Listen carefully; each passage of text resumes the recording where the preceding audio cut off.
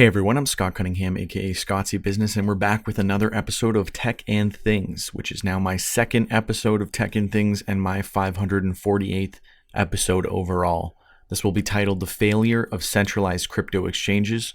We're going to be talking about centralized exchanges and why I dislike them and why I think you should avoid them, the many failures of centralized crypto exchanges, the importance of KYC and furthermore avoiding it, why decentralized exchanges are what I would recommend you should be using, as well as swap exchanges or anything along those lines, or anything that is utilizing a decentralized aspect in some way and doesn't require KYC. There's many other alternatives. We'll talk about a few as well. And the next episode that will be coming up after this will be decentralizing your life. So that will sort of follow up after this one, focusing on the need for maximum privacy, anonymity, and financial freedom. So let's dive into it after a quick word from my sponsor. A big thank you and shout out to our sponsor, Apex One, that offers the benefits of a cryptocurrency exchange combined with AI to maximize your profits. Plus, they don't require KYC. So check out apexone.ai today. All right, so as we're diving into it, just keep a few things in mind. There are certain exchanges that don't have KYC, but they might be banned or restricted in certain countries, such as mainland China, Cuba, Iran, North Korea, Sudan, Singapore, Syria, and surprisingly, the United States of America. This list might have expanded a little bit, but those are generally what I've seen across many different exchanges. Diving in real quick, we're just going to go through a list of some of the centralized exchanges that I've tested that require KYC, and then we'll get into the mix of things of why I think you should avoid these exchanges and KYC and a lot of the problems surrounding these. So I haven't gone through every exchange, obviously, but the top 10 exchanges in the world that are centralized exchanges are Binance, Coinbase, Kraken, KuCoin, Bybit, OKX, Bitfinex, Bitstamp, Gate.io, and Gemini. The only one that I know on this list that is not KYC required is Bybit. And that's unfortunate, but it's good to see that at least one is up there at the top. Going through the list of things that I've actually tested and used as well, CoinSquare, which is sort of the Canadian version of Coinbase, CoinSmart, BitMax, Hotbit, Uphold, Poloniex, Kraken, Cash App, Bitflyer, Bitfinex, Bittrex, XT.com, Coinfield, Voyager, and Bitmart. Lots and lots of problems around a lot of these exchanges. We'll briefly talk about some of the issues that some of these exchanges have had. Like, for example, Voyager, huge problems there, bankruptcy, all the works. A lot of these exchanges tend to have either a breach or something malicious happens.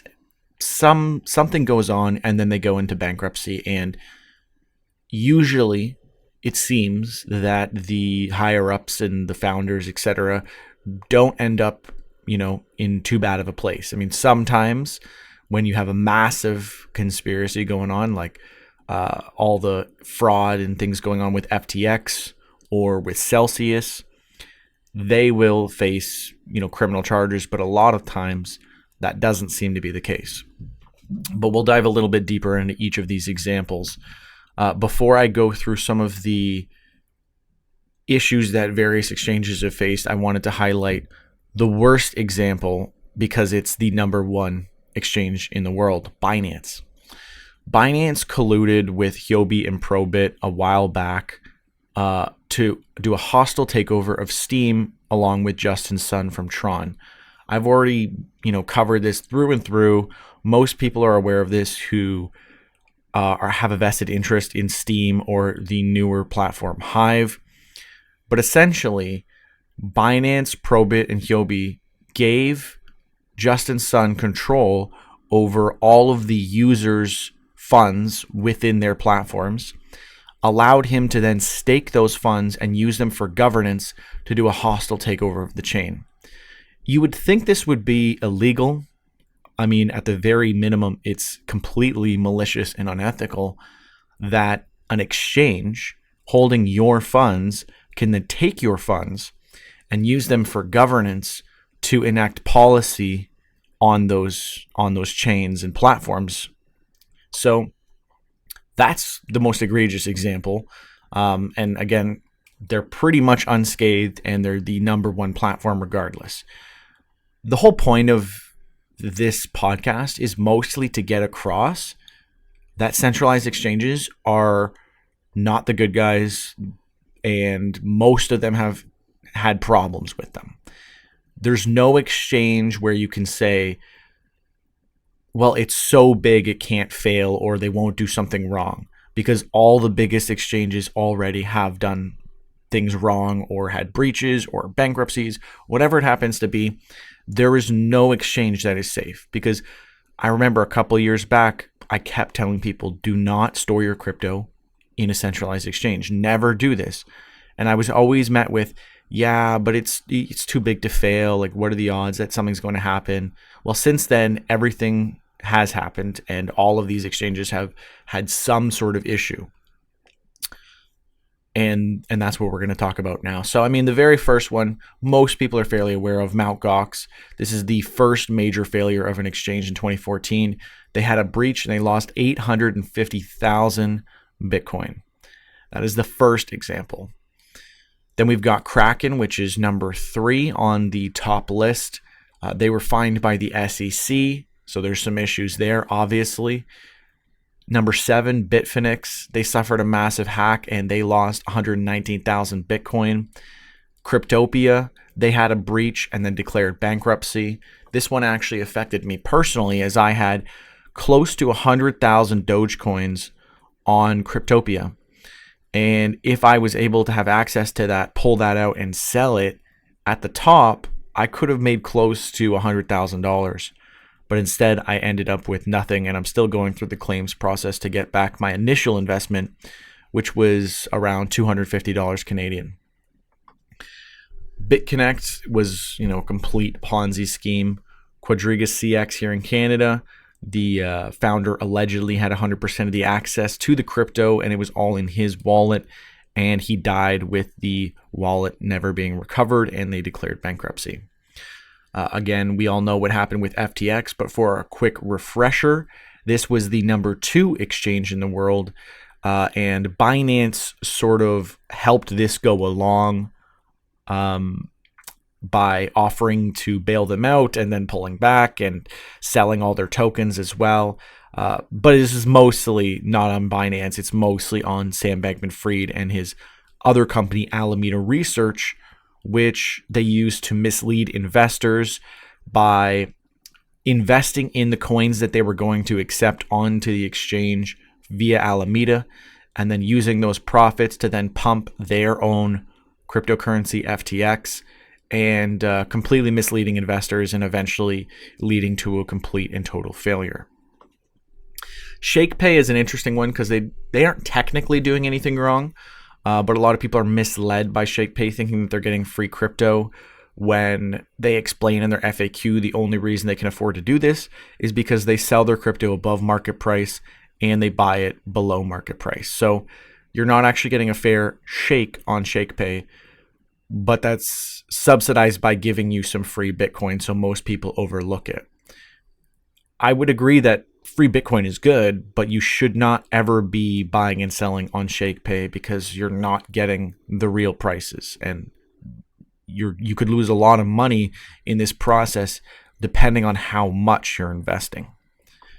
Beyond that, we have a lot of lending platforms that also had exchanges attached to them having issues, going bankrupt. Celsius is the biggest example we have, where the founder's actually facing criminal charges.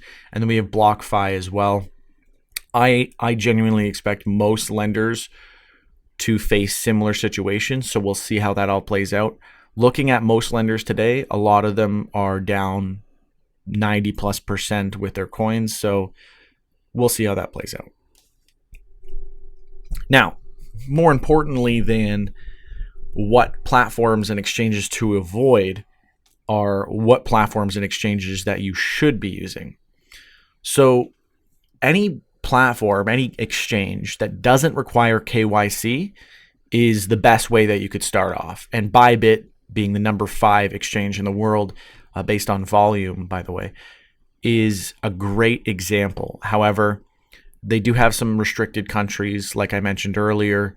But a lot of this can be gotten around just by using a VPN, because if they don't have KYC, you don't really have any issues with where you live aside from using a VPN. And the United States tends to have a lot of restrictions around using certain services and exchanges in the US. If you're in the US, it's much easier to just VPN over to Canada and get around a lot of these issues. And I'll explain another really good example of this when we get to the swap exchanges. But in terms of platforms that I have tested and used and recommend that do not require KYC, and then I'll explain after why that's important. But first, we'll get through the list. CoinEx is one of that I've been using for a very long time. Bybit, again, it's a number 5 exchange, very good. Bitvo, this is a Canadian-only exchange, so keep that in mind. They also have a crypto Visa prepaid card that you can use physically in person, which is great. Bitforex, Ionomy, they have a lot of coins on here that you can't trade in other places, like DTC, for example, which is really ideal, and like Blurt. They are very interoperable with a lot of Hive and Steam-based tokens, so that's really good to see. Mexi Global, DigiFinex, and my sponsor, Apex One. I think it's very, very important that you patronize exchanges that are not requiring you to KYC. However, there are sometimes limitations with your ability to get money in to the platform and out in terms of bank transfers. That is the major obstacle around KYC and non-KYC exchanges. Typically, a KYC'd exchange, you can do bank transfers. Typically, non-KYC exchanges have limitations around that. There are some that do. As I mentioned, Bitvo, that one you can use e-transfers without KYC, so that's really ideal. And there are many other ways to get crypto in and out of the crypto system, but what I would recommend is it's easier to just stay within the crypto system in terms of being able to spend your crypto. You can, buy gift cards. You can do a lot of different things. It's easier to keep it in crypto because the whole point of crypto is that fiat is flawed. Fiat being regular sovereign currency denominated dollars, Canadian dollars, US dollars, etc. So you want to stay in crypto if you can. And there's many other ways that you can earn it or use decentralized methods to get in and out of the system, but we'll talk about that a little bit later. Before I dive into why KYC is such a big deal, I'll also mention that an easy way to litmus test any of these platforms if they have issues around KYC or transactions, and what I have always done, is the very simple test of just depositing a small amount of cryptocurrency and then trying to withdraw that from their systems to ensure that there's no issues around needing to provide more information. If you think it's like a scam website, whatever it happens to be, the easiest test is to deposit a small amount, withdraw it, make sure there's no issues, and then go from there. And you might also find that they have extremely high minimum requirements for deposits or withdrawals, or that the fees are way higher than they should be. This is just a very good way to do a litmus test of any crypto exchange to ensure that it meets what you're looking for when you're looking for a new exchange to use. And then lastly, I'll mention swap exchanges. Swap exchanges are a great way to quickly and easily exchange cryptocurrencies without having to do any sign up whatsoever, and of course, no KYC requirements. Uniswap is an example where you can trade ERC20 tokens in Ethereum. However, they're not fully decentralized because they, comply with any orders from like the SEC, etc., to remove certain tokens. There was a large sweep a long time ago, well, maybe like a year or two ago, on all derivatives of stocks on Ethereum.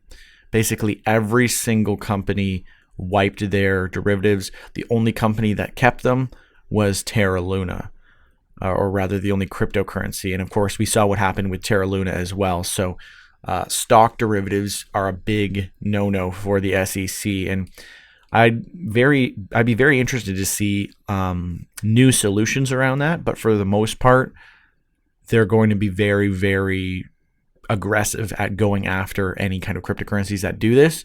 So I think most are trying to avoid dealing with those problems. ThorSwap is probably one of the best multi-chain smart contract swap exchanges, and it offers not a crazy amount of options, but it's the most flexible and secure one out there because, for Uniswap, you can only trade Ethereum tokens. If you go on like PancakeSwap or something for Binance, you can only trade Binance tokens. But with ThorSwap, you're able to trade across chains, which was not really previously possible with a connected wallet and doing smart contracts, unless you were doing a swap exchange that you were just simply sending the crypto to the exchange and hoping that they would send it back to you and, honor that, which is the next example, which is the best one that I could think of in this category, is SideShift. SideShift has been one of the fastest and most convenient non-smart contract swap exchanges I've ever tested. However, they have issues with operating in the United States, and right now they will redirect you to sideshift.fi and require you to connect a wallet and act more similarly to Uniswap or ThorSwap in that sense. But you can still trade across chains, etc. But most people do not want to be connecting their wallets to be able to use a swap exchange. So, as I mentioned earlier, all you really need to get around this is a VPN. Use Canada or just somewhere else outside of the United States, and you shouldn't have any issues with using the real sideshift.ai website. You might find this to be the case with other platforms as well that I've mentioned, and a lot of times it's just a simple fix of using a VPN to get around any of those geo-filtered blocked websites.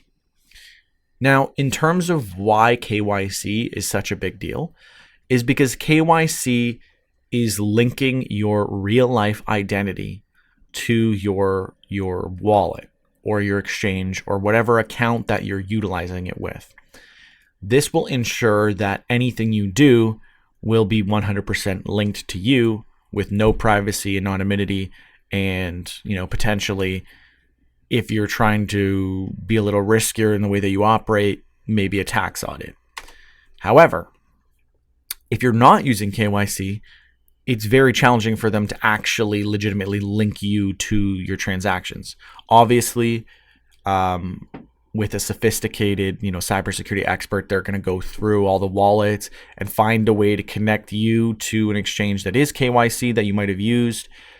But if you don't do that, if you don't have any KYC exchanges that you're using that are connected to your accounts in some way or another, it's going to be very, very hard to actually do that.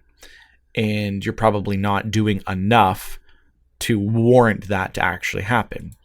But with platforms that are KYC, that you've given your full ID or passport or whatever and fully identified, they are very easily going to send that information over to the government. And I know someone that I mentioned in the last episode who had this issue where with just like a $600-700 profit on Wealth Simple, which is a stock exchange that he had to KYC on, and he bought directly and sold and did not report it, and then it ended up being audited by the CRA. So you definitely do not want to go down that route.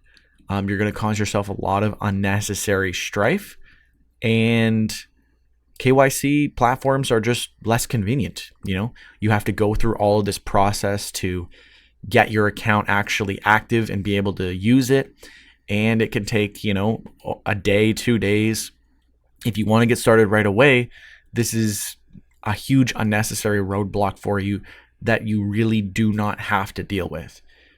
This makes more sense for like stock exchanges and traditional investing, but not so much when you're trying to invest in crypto and really experience a decentralized way of operating and investing.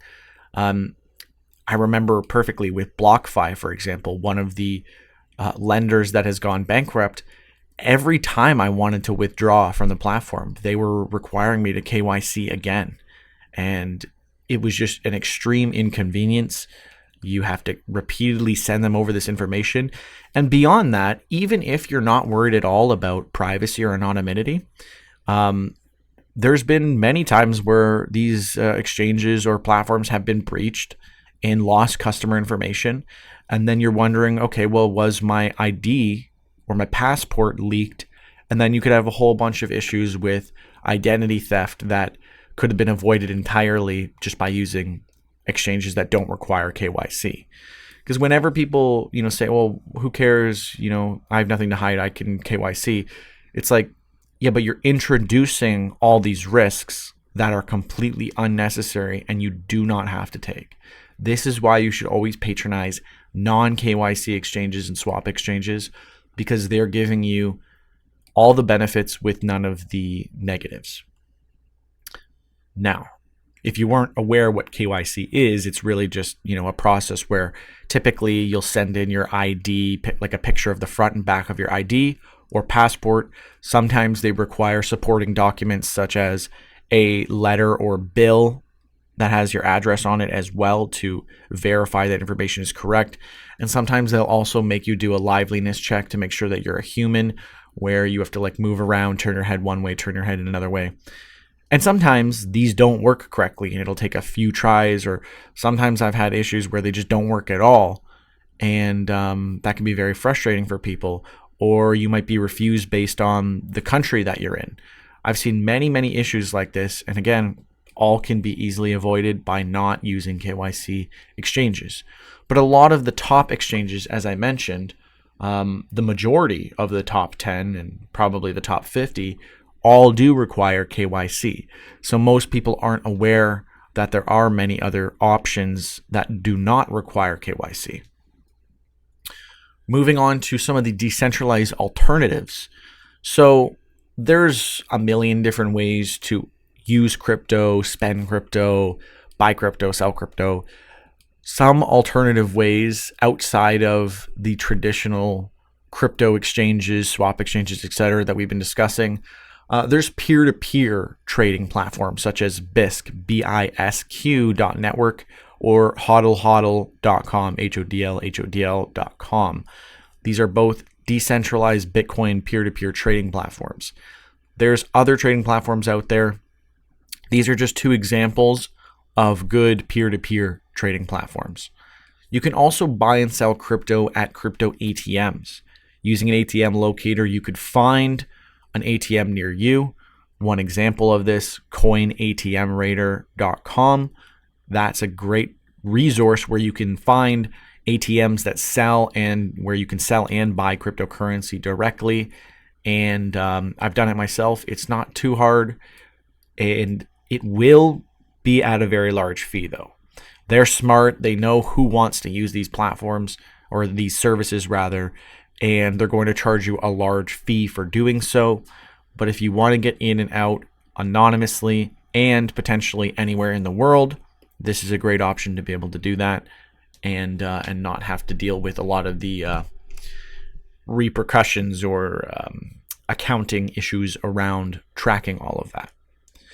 Using alternative peer-to-peer money transfer applications like Cash App are also ways to spend and send money, but I generally avoid things like this because I don't like the idea of letting another company hold my crypto and then let me use it at their leisure.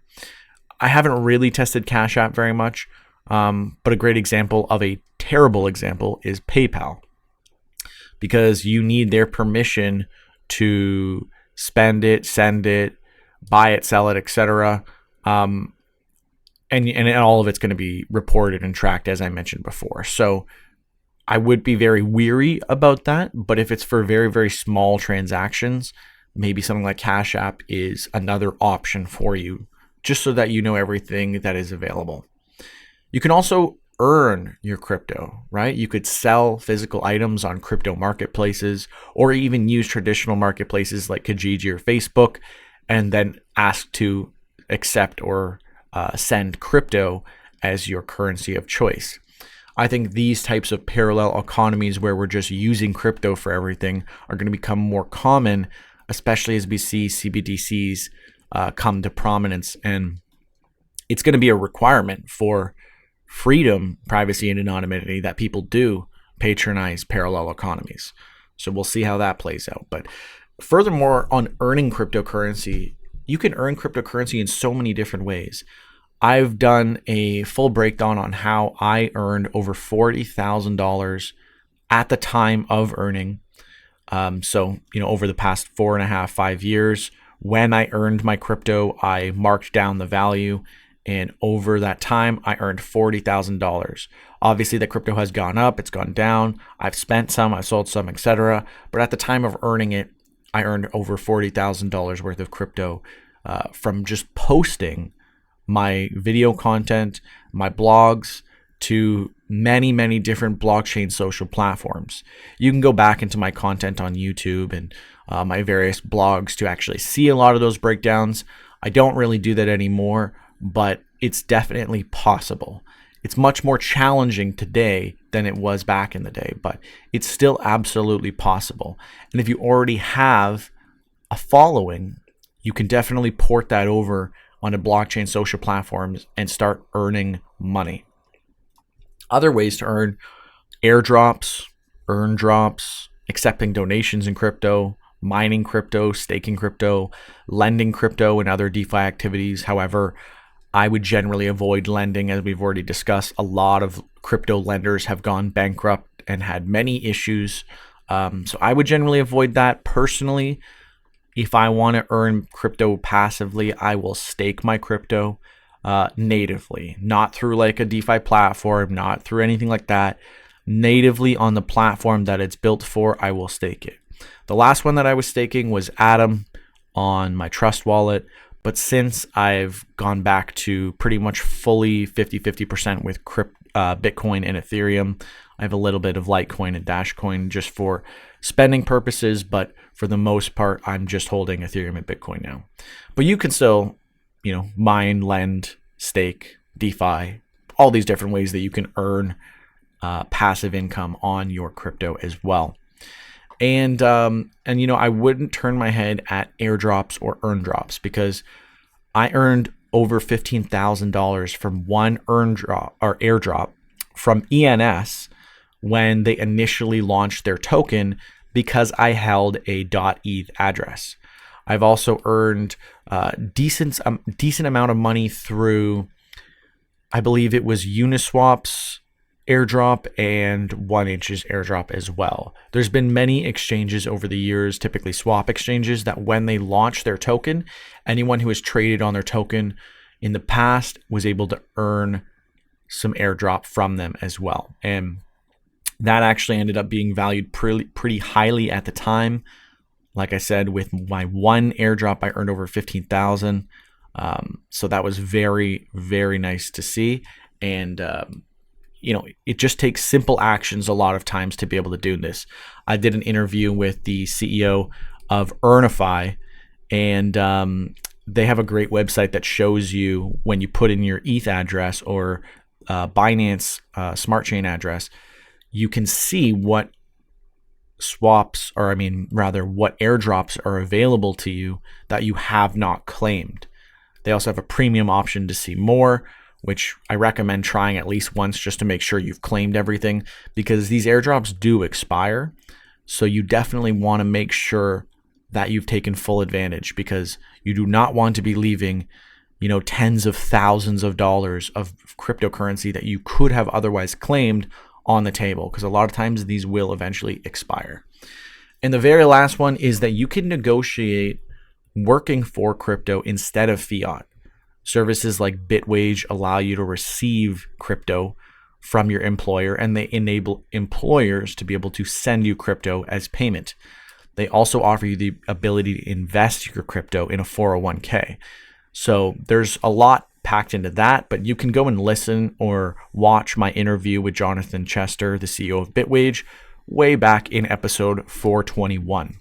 Another quick word from my sponsor before we end things off. Thank you again to our sponsor, Apex One AI, a great cryptocurrency exchange that offers farming, DeFi, AI, liquidity pools, and much more. Get started on apexone.ai and start trading all your favorite cryptocurrencies today. All right, well, thank you everyone for watching and listening in. This has been the 548th episode of Tech and Things, previously Crypto and Things. Make sure you comment, like, subscribe, all that good stuff, and comment #1ham if you did listen all the way through to the very end of the episode. I always appreciate those of you who do. And please let me know if there's anything that you would like to see me cover in future episodes. For my very first video, I will be diving into some great stuff. The cost of centralization. And that will be looking more so at the fees and the waste of time and resources that centralization actually causes, and predominantly will be focused on blacklists for stablecoins and how that affects transactional fees. So thanks again for tuning in, and until next time, I'll see you then.